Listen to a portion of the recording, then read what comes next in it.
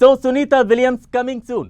తొందరలోనే astronauts Sunita Williams, విచ్ Wilmore భూమిపైకి తిరిగి రాబోతున్నారు.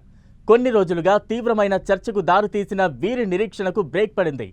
ఇంటర్నేషనల్ స్పేస్ స్టేషన్లో 9 నెలలుగా గడుపుతోన్న వీరిద్దరూ పైకి ఏం చెబుతున్నా తిరిగి రావడం కోసం ఎంతగా ఎదురు చూస్తున్నారో ఓ సంఘటన నిరూపించింది.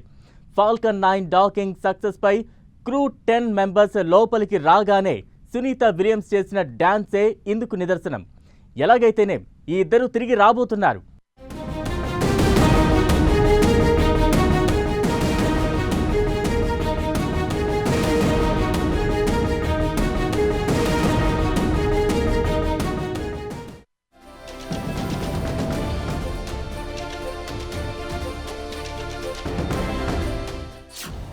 తొమ్మిది నెలల నిరీక్షణకి ఇక బ్రేక్.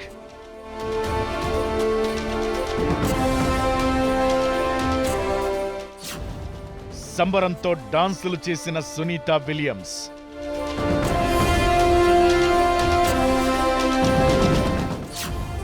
పరస్పర ఆలింగనాలతో రోదసిలో సంబరం.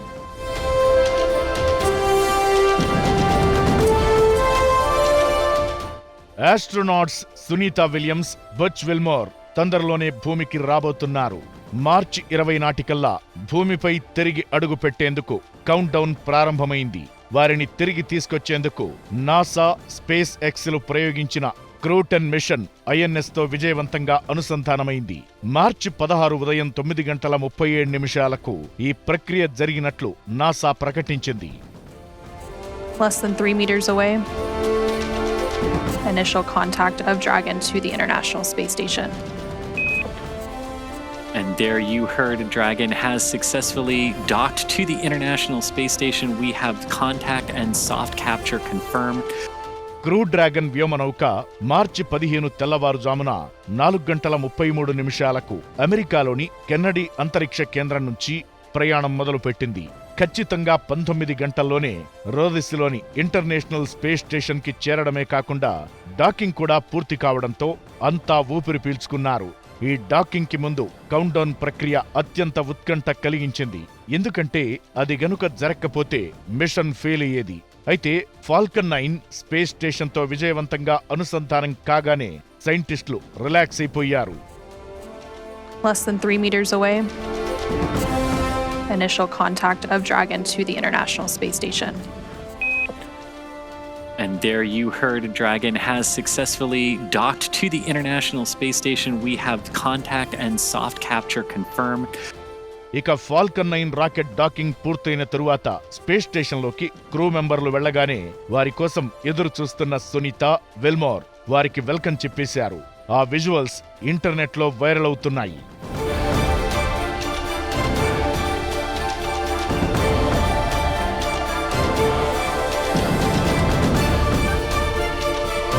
క్రూ టీంలో అమెరికాకు చెందిన Anne McClain, Nicole Ayers, Japan వ్యోమగామి టకుయా ఒనిషి, రష్యాకు చెందిన కిరిల్ పెస్కోవ్లు ఉన్నారు. వీళ్లు సునీత విలియమ్స్, బ్యారీ విల్మోర్లను రిప్లేస్ చేస్తారు.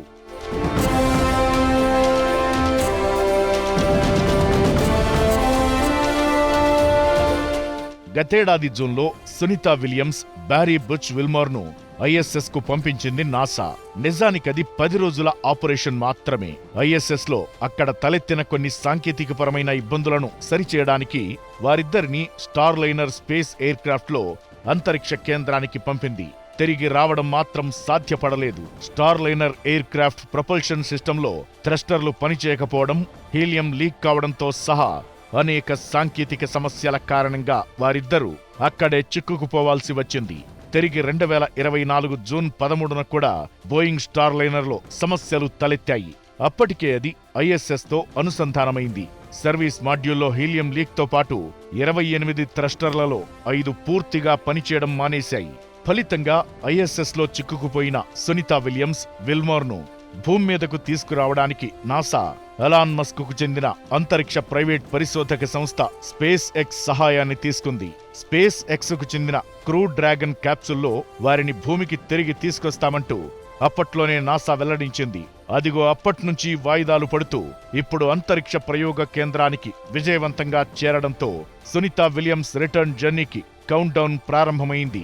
నాసా ప్రకారం క్రూ9 బృందం స్పేస్ ఎక్స్ డ్రాగన్ అంతరిక్ష నౌక ద్వారా మార్చి 19 కంటే ముందుగా భూమికి తిరిగి వచ్చే అవకాశముందని చెబుతున్నారు.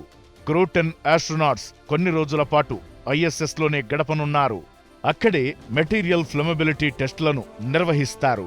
లూనార్ నావిగేషన్ సొల్యూషన్ పై బ్యాకప్ హార్డ్వేర్ ను సిద్ధం చేస్తారు. అలాగే హ్యామ్ రేడియో ద్వారా ప్రపంచవ్యాప్తంగా ఎంపిక చేసిన విద్యార్థులతో ఎంగేజ్ అవుతారని తెలుస్తోంది.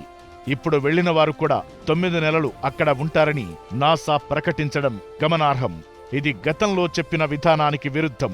అంటే వెళ్లిన వారంలోపే తిరిగి రావడమనేది క్లిష్టమైన ప్రక్రియగా నాసా భావించిందా, లేక తమ తప్పుని కవర్ చేసుకోవడానికి ఇలా క్రూ10 మెంబర్ల విషయంలో 9 నెలల గడువు పెట్టిందా అనేది తెలియదు.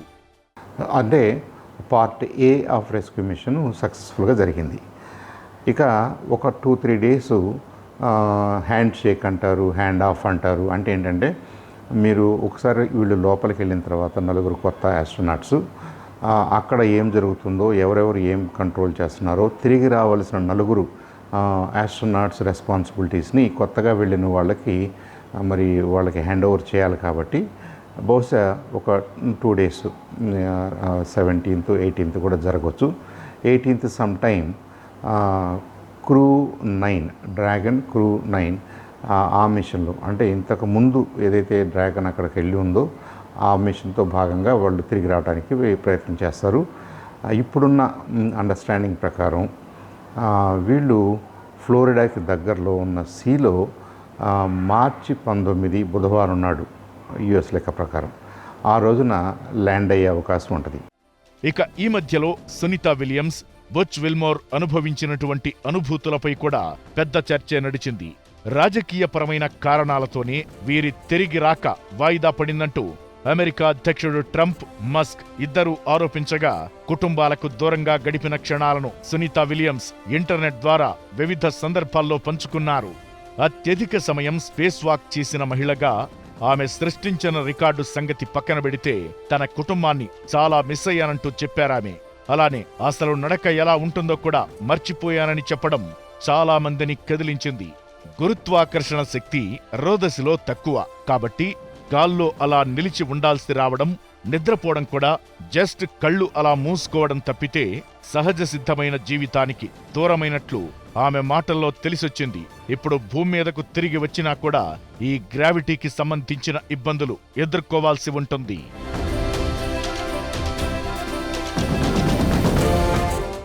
భూమిపైకి తిరిగి వచ్చిన తర్వాత ఎదురయ్యే ఇబ్బందుల సంగతి ఎలా ఉన్నా అసలు సమస్య ఇక్కడే రాబోతోంది. సునీతా విలియమ్స్, బుచ్ విల్మోర్ ఇద్దరూ ఇప్పటిదాకా ఇంటర్నేషనల్ స్పేస్ స్టేషన్లో నిర్వహించిన బాధ్యతలను క్రూ10 మెంబర్లకు అప్పగించాలి. ఆ తర్వాత రిటర్న్ జర్నీకి సిద్ధం కావాలి. దానికి 2 రోజుల సమయం పడుతుంది. అలానే ఇలా రాకెట్ వెళ్ళింది కాబట్టి వెంటనే తిరుగు ప్రయాణం కూడా ఉండదు. దానికి భూ వాతావరణం కూడా అనుకూలించాలి. అది ఎందుకు ఈ స్టోరీలో ఇప్పుడు చూద్దాం.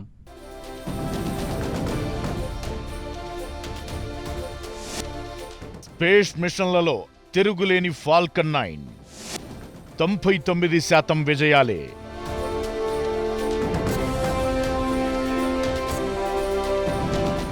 భూమి మీదకు సునీతా విలియమ్స్, బుచ్ విల్మోర్ రావడం పక్కా అయిపోయింది. మరి ఈ మిషన్ అంత ఈజీగా సాగుతుందా అంటే, స్పేస్ స్టేషన్ కి క్రూ10 వెళ్లడం, అక్కడి నుంచి బయలుదేరడం, తిరిగి భూమిపైకి చేరడం కనబడటానికి చాలా సులభంగా ఉంటుంది. కానీ ఓ లిప్తపాటు తప్పిదం కూడా మొత్తం కార్యక్రమానికే మోసం తీసుకురావచ్చు. అంతరిక్షంలో నుంచి భూకక్షలోకి ప్రవేశించే సమయంలోనే అసలైన సమస్య ఉంటుంది. ఏ మనిషి లేకుండా రాకెట్లను ప్రయోగించడం, అవి సక్సెస్ అవడం వేరు. అలానే ఫెయిల్ అయిన రాకెట్ల గురించి కూడా పెద్దగా పట్టించుకోరు, ఎందుకంటే అందులో ప్రాణ నష్టం ఉండదు కాబట్టి. కానీ అదే ఆస్ట్రోనాట్స్ ఉన్న రాకెట్ల విషయంలో మాత్రం పరిస్థితి చాలా భిన్నంగా ఉంటుంది. ఫాల్కన్ స్పేస్ రాకెట్గా అద్భుతమైన విజయాల రికార్డుంది. 459 సార్లు దీన్ని ప్రయోగించగా 456 సార్లు విజయవంతంగా తన లక్ష్యం చేరుకుంది. కాని ఇప్పుడు ఈ రాకెట్ మనుషులను కక్షలో ప్రవేశపెట్టడమే కాకుండా కిందకు కూడా తీసుకురావాలి. అందుకే ఈ టెన్షన్ అంతా. 99.93% కాదు, 100 పాళ్లు విజయం సాధించాల్సిన పరిస్థితి ఇది. ఈ విజయం ఇతర దేశాలకు, ప్రత్యేకించి భారతదేశానికి కూడా అవసరం. తొందరలోనే మన దేశం కూడా స్పేస్ స్టేషన్ నిర్మించబోతోంది. ఈ క్రమంలోనే ఇస్రో రాకెట్ డాకింగ్ పూర్తి చేసింది. ఈ టెక్నాలజీ సాధించిన 4వ దేశంగా రికార్డులకెక్కింది. ఇప్పుడు భారత సంతతికే చెందిన సునీత విలియమ్స్ ని తీసుకురానున్న ఫాల్కన్ 9 విజయం మన ఇస్రోకు కూడా స్ఫూర్తినివ్వనుంది.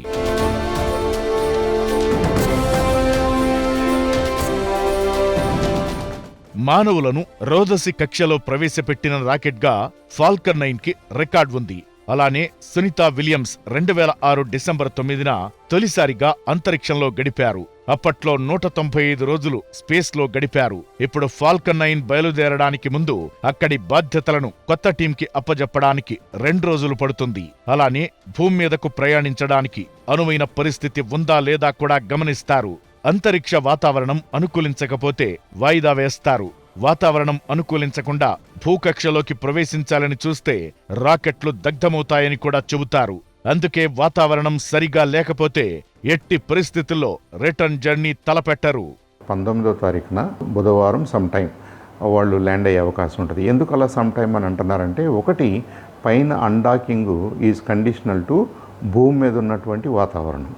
భూమి మీద వాతావరణం లేదంటే థండర్ స్టార్మ్స్, లేదంటే రెయిన్స్, విజిబిలిటీ, ఇవన్నీ కూడా వాళ్ళు క్యాలిక్యులేట్ చేసుకుని ఈ అట్మాస్ఫిరిక్ కండిషన్స్ని అర్థం చేసుకుని వాళ్ళు ఎక్కడైతే ఎంటర్ అవ్వాలనుకుంటున్నారో ఎక్కడి నుంచి ఎంటర్ అయ్యి ఈ ఈ ఈ మనకున్నటువంటి వాతావరణంలో ఎక్కడ ఎంటర్ అయ్యి ఎప్పుడు ఎక్కడ దిగాలి అనేది కొద్దిగా క్యాలిక్యులేటెడ్గా ఇక్కడున్న పరిస్థితులను బట్టి చేస్తారు. కాబట్టి ఎగ్జాక్ట్గా పలానా ఇన్ని గంటలకి ఇన్ని నిమిషాలకి అని చెప్పరు ఇప్పుడే. బుచ్ విల్మోర్ రిటర్న్ జర్నీకి సిద్ధమవుతున్నట్లుగా బెల్ కొట్టగా Sunita Williams cosmonaut Alexei Ovchinin కి బాధ్యతలు అప్పజెబుతున్నట్లుగా కమాండ్ పాస్ చేశారు. ఇక భూమిపై ల్యాండ్ అవ్వడం ఎప్పుడైనా వచ్చిన తరువాత వారు ఎదుర్కొనే సమస్యలు కూడా చూడాల్సి ఉంటుంది. గురుత్వాకర్షణ శక్తికి భిన్నమైన వాతావరణంలో ఉన్నారు కాబట్టి ఈ ఇద్దరు ఆస్ట్రోనాట్స్ కాళ్ళు చేతులు స్పేస్లో తగ్గిపోతాయని సైంటిస్టులు చెబుతున్నారు. మెడ, వెన్నుపాము భాగాలు అసలు ఉండి లేనట్లు తయారవుతాయి. 2 వారాలు అక్కడ గడిపితేనే ఈ మార్పులు చోటు చేసుకుంటాయి. అలాంటిది 9 నెలలు ఉన్నారు కాబట్టి ఈ శరీర భాగాలు తీవ్రంగా దెబ్బతిని ఉంటాయని, అందుకే భూమిపైకి వచ్చిన తరువాత శరీర భాగాలపై తీవ్ర ఒత్తిడి ఉంటుందనే అంచనాలు ఉన్నాయి. వీటిని నివారించేందుకే స్పేస్ స్టేషన్లో కూడా 2.5 గంటల వ్యాయామం చేయిస్తారని నిపుణులు చెబుతున్నారు.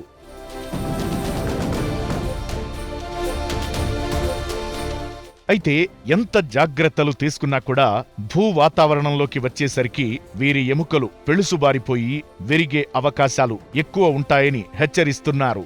అందుకే భూమిపైకి రాగానే ప్రత్యేకమైన జాగ్రత్తలు తీసుకుంటారని తెలుస్తోంది.